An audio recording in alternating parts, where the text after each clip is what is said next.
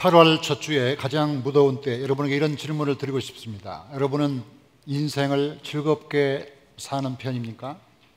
아니면 매우 심각하게 사는 편입니까? 미국의 한 목사님이 한국교회가 부흥된다는 말을 듣고 한국교회를 구경하러 왔습니다. 와서 보니까 한국교회 신자가 생각보다는 많이 얼굴이 어두워요. 많이 얼굴이 어둡고 또 부르는 찬송가가 마치 장성곡처럼 늘어진 찬송가도 많이 부르고 좀 약간 실망이 됐습니다. 그래서 물었습니다. 아니, 한국교회 신자들이 생각보다 어둡네요. 왜 그러죠? 이 목사님 매우 당황했습니다. 뭐라고 답변을 해야 되는데 생각하다가 이렇게 답변했다고 합니다. 한국 역사는 매우 고난의 역사입니다. 많은 전쟁과 고통이 있었죠. 그리고 우리 한국교회 신자들은 십자가를 매우 사랑합니다. 십자가를 너무 사랑하다 보니까 그렇게 많이 경건에 이르게 되었습니다. 그 미국 목사님이 말하기를, 그러면 한국교회 아직 부활절이 안 왔나 봐요. 이렇게 얘기했다고. 십자가에 머무는 신앙, 십자가는 좋은 것이지만 부활 이전 아닙니까? 우리는 부활 이후를 사는데 너무 우리가 경직되어 있지 않느냐. 교회에 나오는 얼굴, 우리 얼굴이 좀 경직되고 좀 딱딱하고 우리도 모르게 미소를 잃고 있지 않은가. 가끔 우리가 거울을 볼 필요가 있어요. 가끔 거울을 보면 우리 얼굴이 그렇게 무서울 수가 없어요. 아니, 내 얼굴이 이렇게 무서웠어? 야, 호랑이 같아. 무섭다. 그런 생각을 할 때가 참 많은데, 이 시간 여러분 좋은 말 할 때 얼굴 푸시기 바랍니다. 얼굴 푸시고 교회에 와서 교회만큼은 그래도 얼굴을 펴고 평안하게 하나님을 예배하는 것이 축복이라고 믿습니다. 한국 목사님 한 분이 미국에 갔는데 그 도시에 처음 가서 교회를 가야 되는데 주일날 교회를 어디로 갈지를 몰라가지고 어느 교회를 가야 되나 하고 교회가 어딘지를 모르니까 주일날 그냥 성경 들고 나간 거예요. 나가보니까 사거리에 교통순경이 일을 하고 있었어요. 그분에게 물었어요. 혹시 제가 한국에서 왔는데 좋은 교회 하나 소개해달라고, 예배드리러 가야겠다고 했더니 그 교통경찰이 이렇게 돌아서 저리 가라고 얘기했어요. 그래서 그분의 말을 따라 이제 그 교회를 갔는데 매우 찾기도 어렵고, 그래 예배를 드리고 나왔는데 안에 보니까 교회가 가까운 교회가 많은데 그분이 굳이 이렇게 먼 교회를 소개했을까, 이상하다. 그래 경찰한테 물었다고 합니다. 아니, 경찰 아저씨, 아니 가까운 교회도 많은데 왜 이렇게 멀리 소개했습니까? 했더니 그분은 하는 말이, 제가 여기서 오랫동안 경찰 교통을 보거든요. 이게 주일마다 나오는 신자들이 여기저기서 많이 나오는데 그쪽에서 나오는 사람들이 가장 밝습니다. 얼굴이 밝아요. 저는 믿음이 뭔지는 잘 몰라도 그저 마음이 기쁘고 행복한 사람이 예수 잘 믿는 거 아닙니까?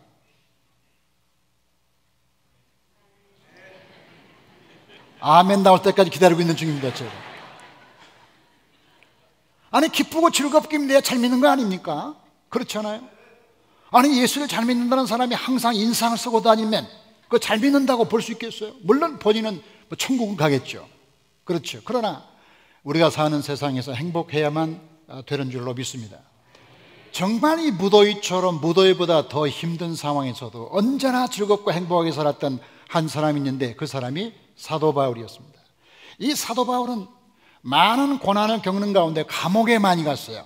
학자들의 말에 의하면 이스라엘에서 적어도 2년간, 로마에서는 적어도 3년 이상은 감옥에 있었을 것이다, 이렇게 말합니다. 근데 이 감옥에 있으면서 우리는 그냥 살아가기도 힘드는데 사도 바울은 거기서 성경을 썼다는 거예요. 이 성경을 옥중서신이라고 부르는데 에베소, 빌립보, 골로새, 빌레몬 이 네 권은 옥중서신이라 감옥에서 썼다, 이렇게 말합니다. 그런데 이 감옥에서 쓴 성경의 가장 중요한 주제가 뭐냐면 기뻐하라. 다 같이 기뻐하라. 항상 기뻐하라. 쉬지 말고 기도하라. 범사에 감사하라. 아니, 이 말을 감옥에서 했다.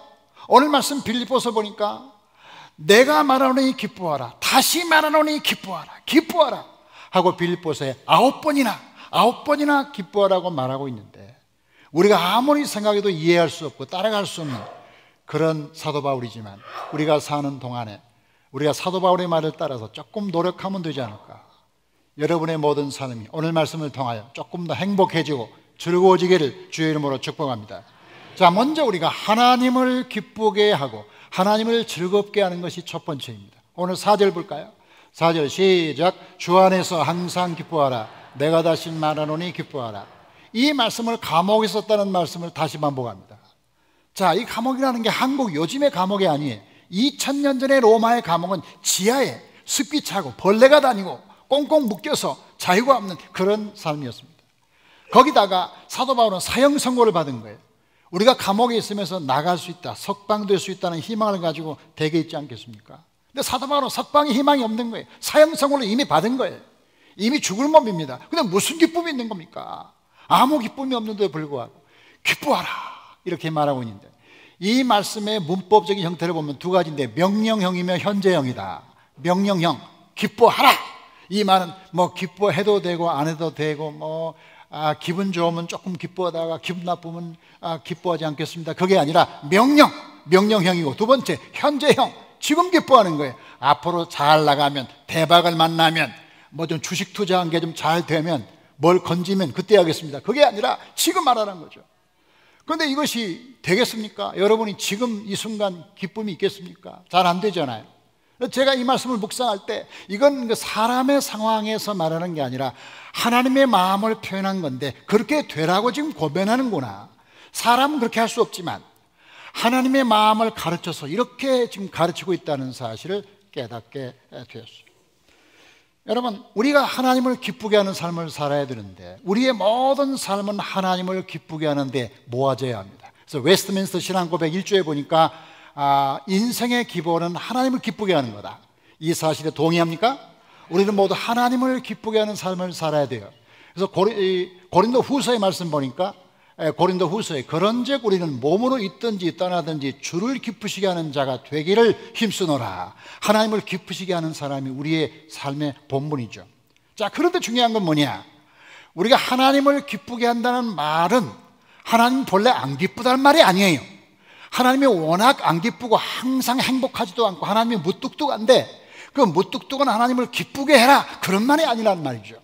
그럼 하나님을 기쁘게 하기 전에 우리가 하나님을 기쁘시게 하기 전에 알 것은, 하나님은 본래 기쁘신 분이라는 걸 알아야 되는 거죠. 하나님은 본래 기쁘신 분이야. 우리가 기쁘게 해야 기쁜 게 아니고, 원래 그분은 기쁜 분인데 그걸 어떻게 할 수 있느냐? 하나님이 창조하는 과정을 보면 엿새 동안 창조했잖아요.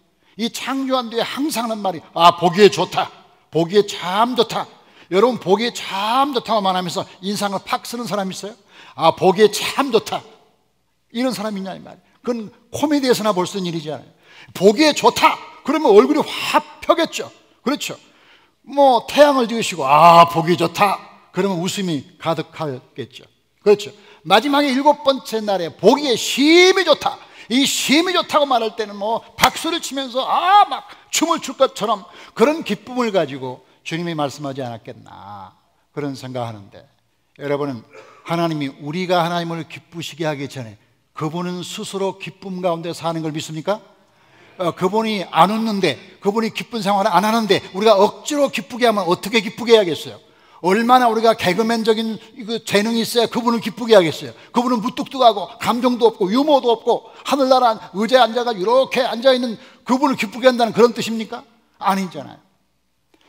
저는 하나님을 기쁘시게 한다는 말이 뭔지는 몰랐는데, 제가 어제 손자들이 우리 교회에 와서 알았어요. 우리 집에 와서 알았어요.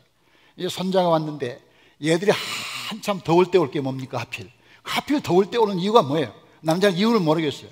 더울 때 와가지고서 놀아달라 그러는데 뭐 숨바꼭질 해달라, 뭐 술래잡기 해달라, 무슨 뭐 까꿍까꿍 하면서 막 눈을 맞추고 하는데, 이 아이 보는 것이 쉽지 않다는 걸 알았어요. 쉽지 않은데 그래도 보는 이유는 너무나 이쁜 거야. 얘들이 막 까르르 하고 웃을 때는 막 제가 심장이 멎은 것 같아요.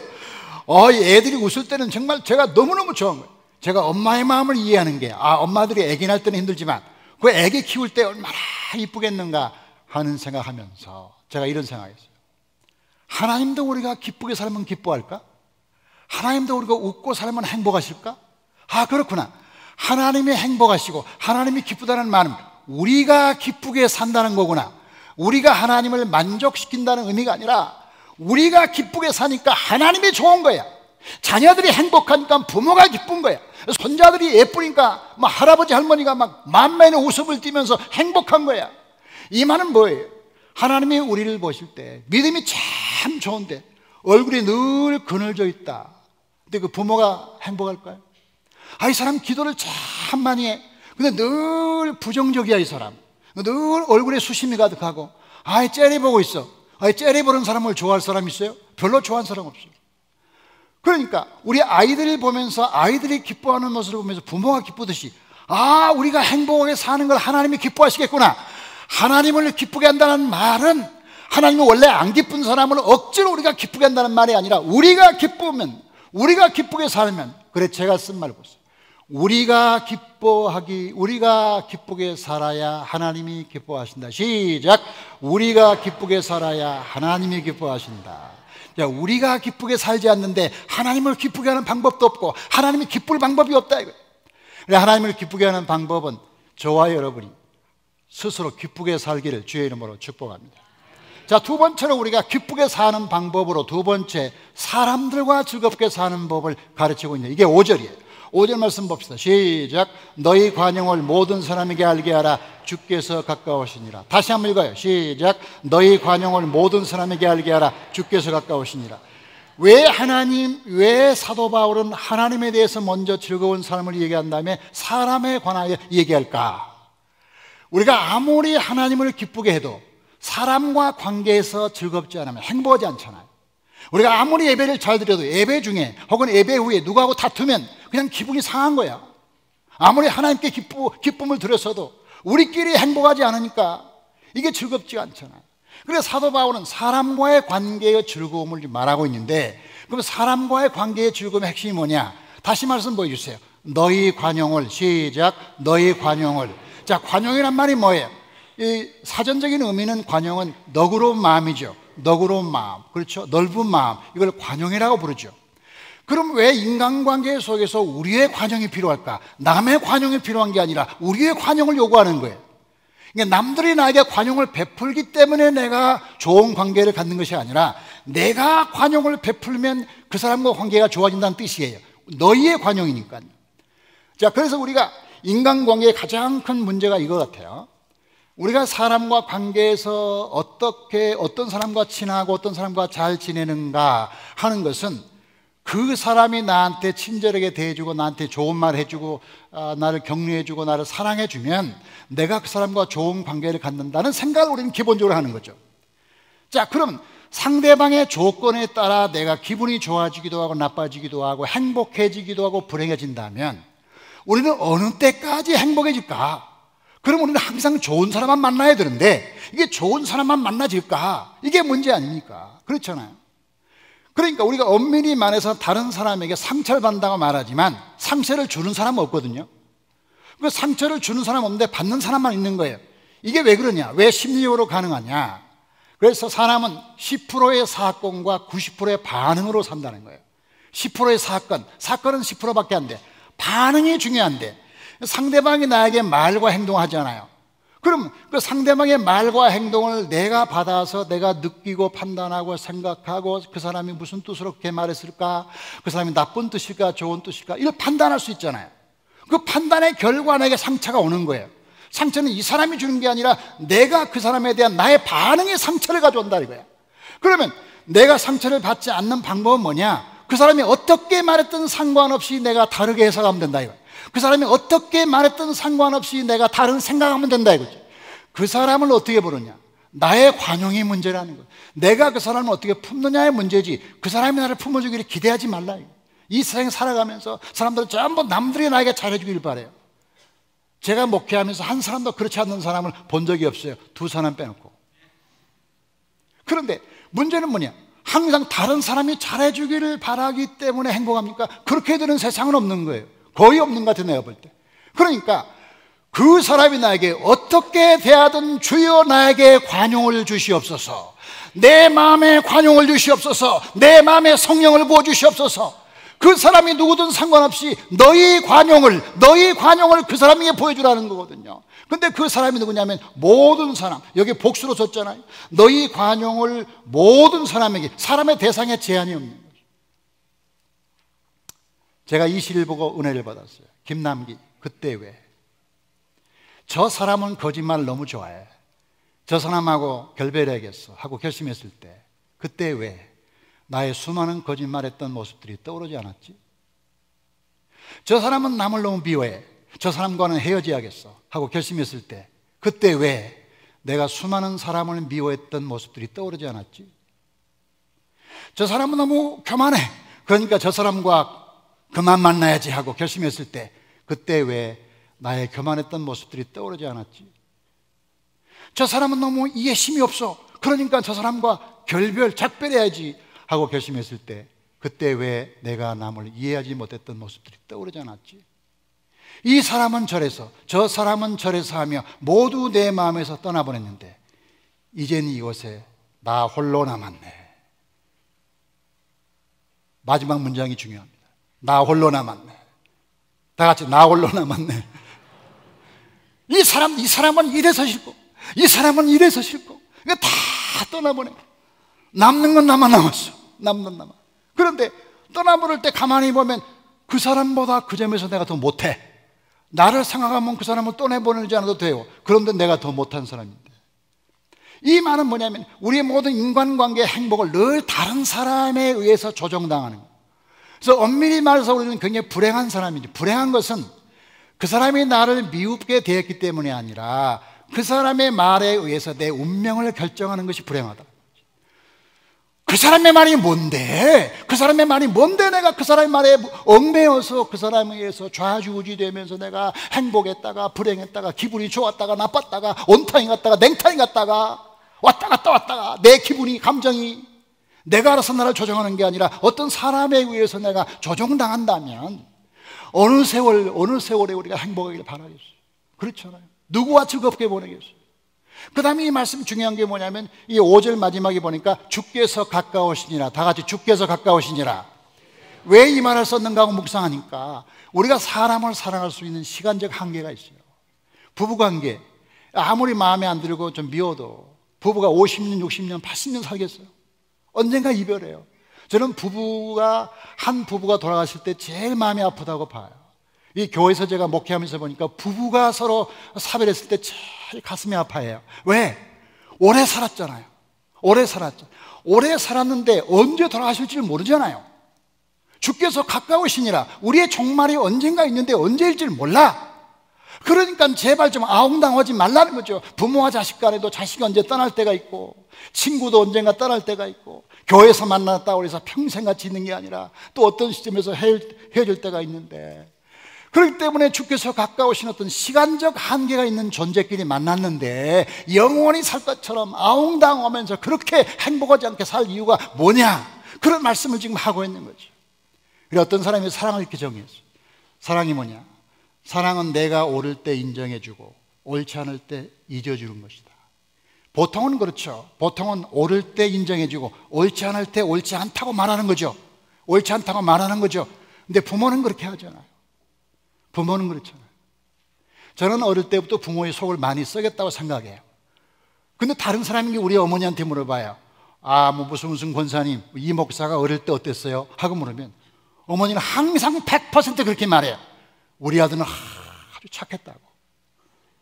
나는 그 말할 때마다 굉장히 우리 어머니가 얼마나 하나님 앞에 심판받으려고 어떻게 거짓말을 하나 속으로 생각해요. 나는 얼마나 많은 속을 썩였는지 몰라요. 말로 하면 한이 없어요. 그런데 어머니는 항상 100번이면 100번 말하기를 내 아들은 속을 안 썩였다 이거야. 왜 그런가 하고 내가 부모가 돼서 알았어요. 우리 아들이 나에게 속을 안 썩인 게 아닌데 나는 그거 떠오르지 않아요. 지금도 안 떠올라요.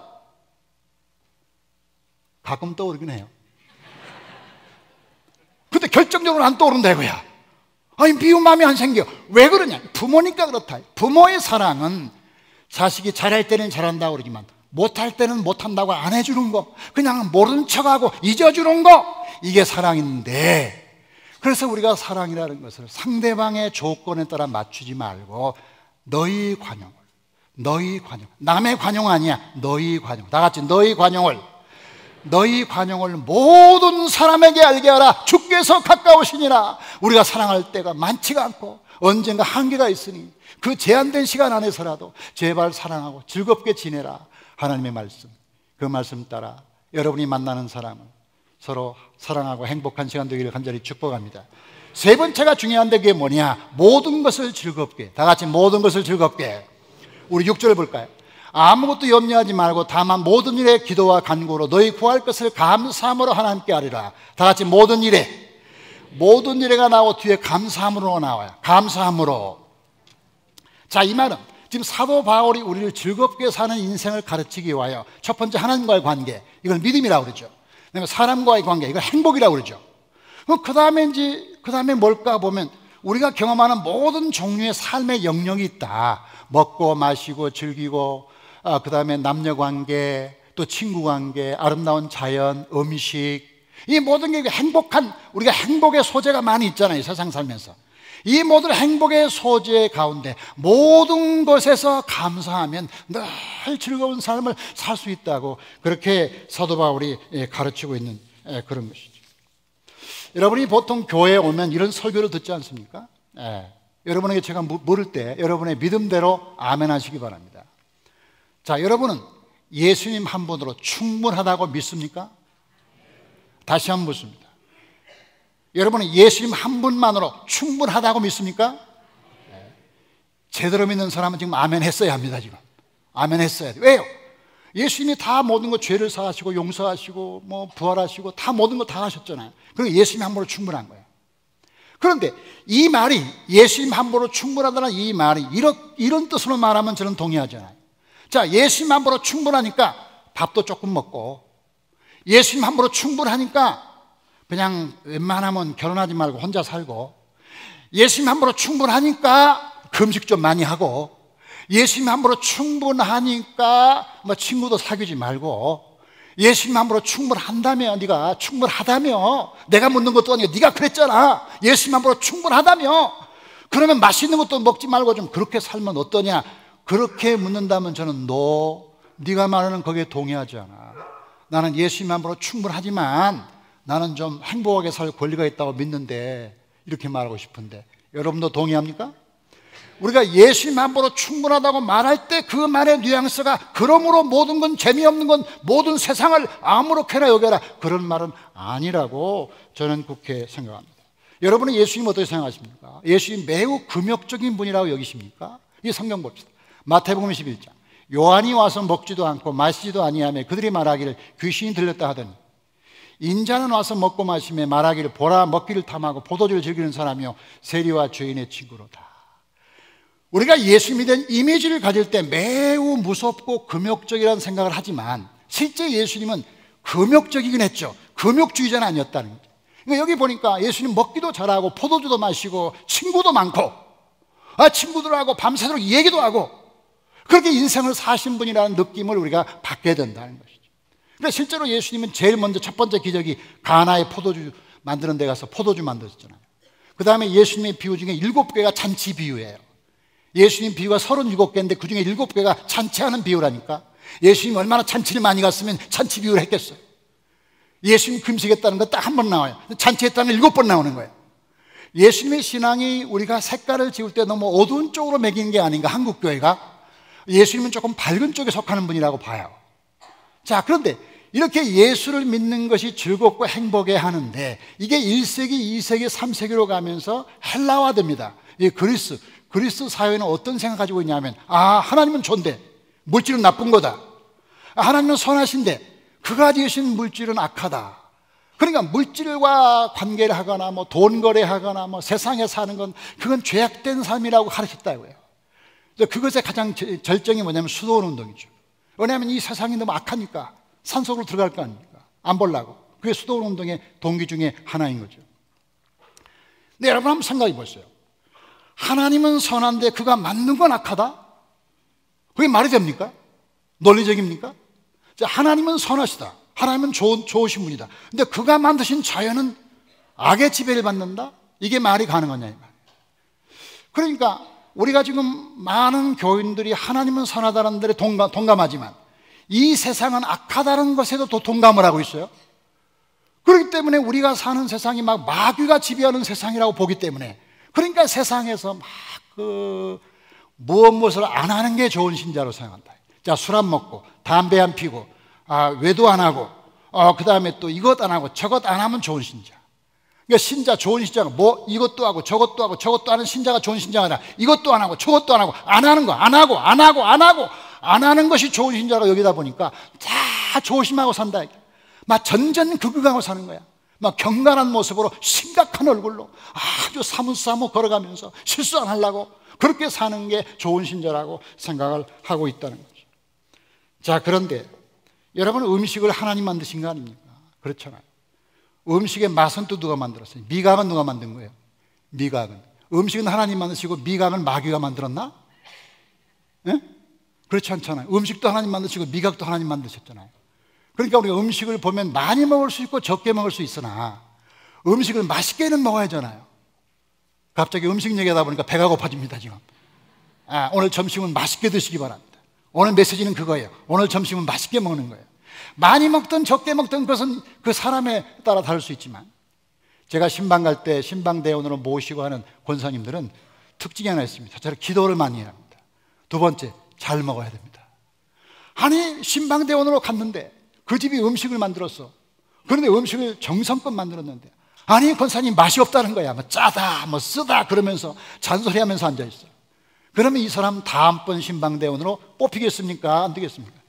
잘리죠. 왜요? 그 신자들이 싫어하는 거야. 그 집에 가서 음식을 해서 맛있게 먹어야지. 맛있게 먹어야 되는데 맛이 있다 없다 그러면서 자기는 요즘 기도 중이라 그래요. 기도 중. 그 음식 중이니까 밥을 조금 먹는다.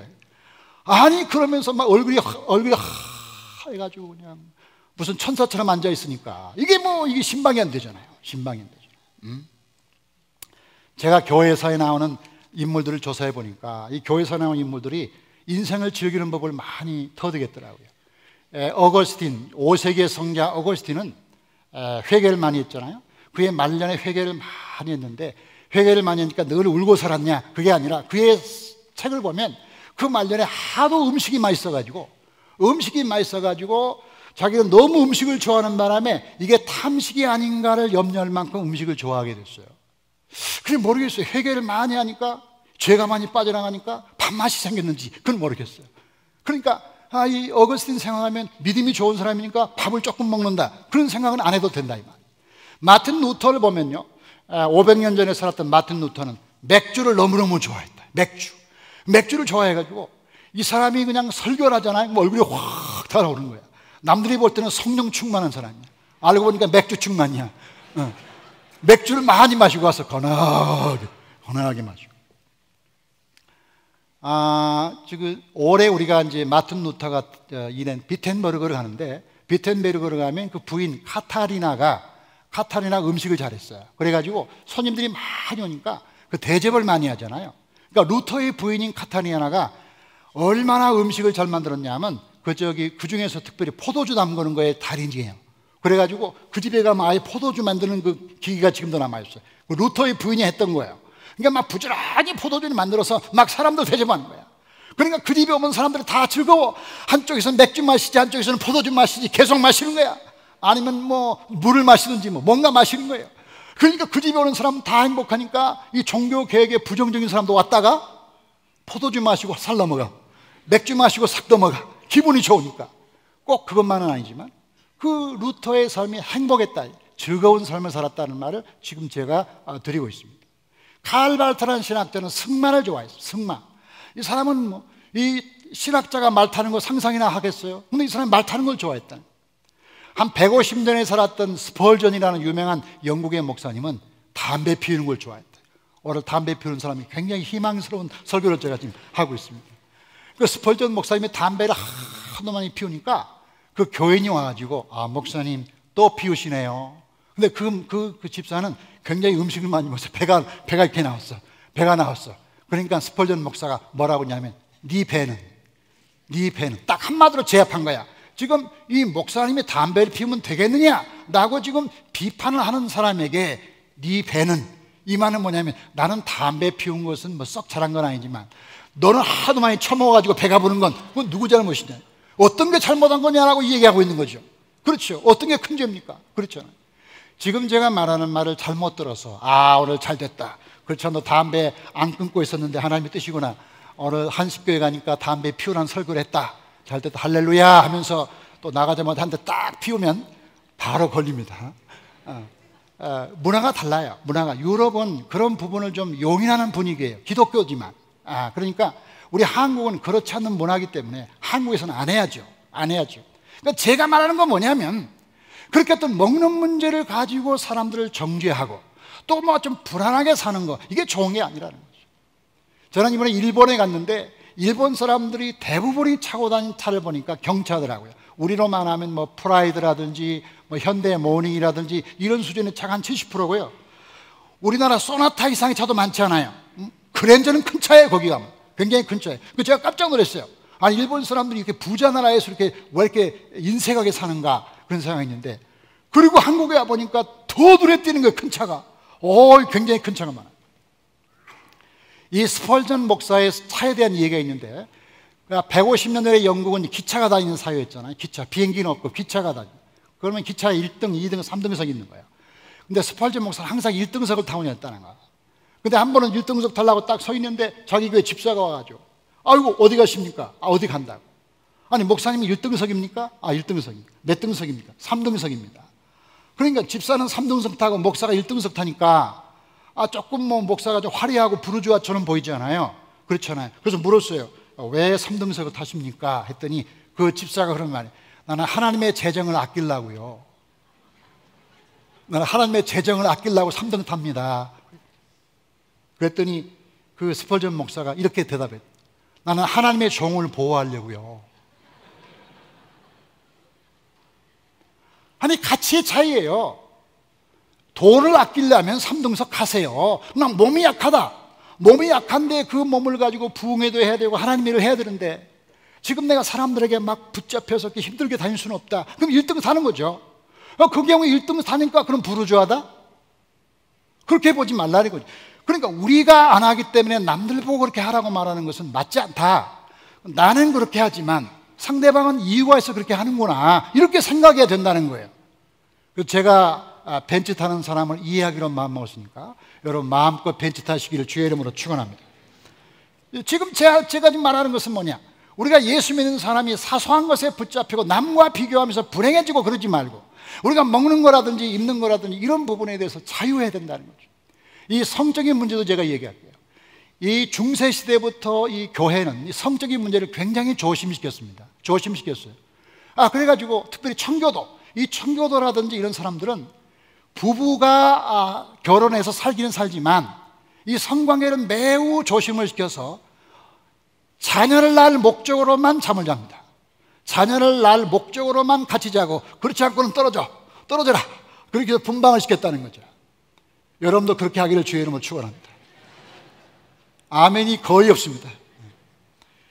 여러분이 이런 시대에 안 태어난 거 다행으로 여겼어요. 옛날에 그 중세 시대라든지 청교도 시대에는 굉장히 엄해요. 그거 함부로 하면 안 됩니다. 요즘 여러분 자유롭잖아요. 이 부부가 서로 행복하게 살아야지 어떻게 애기 낳기 위해서만 같이 잡니까? 그렇잖아요. 이게 금욕주의라는 거 아닙니까? 그게 붙잡혀가지고 그게 자기 의가 되는 거예요. 자기 의가. 그건 좋은 것이 아니다. 여러분이 예수님 안에서 부활하신 주님을 믿고 살기 때문에 여러분은 행복하고 즐거워야 할 권리가 있음을 믿습니다.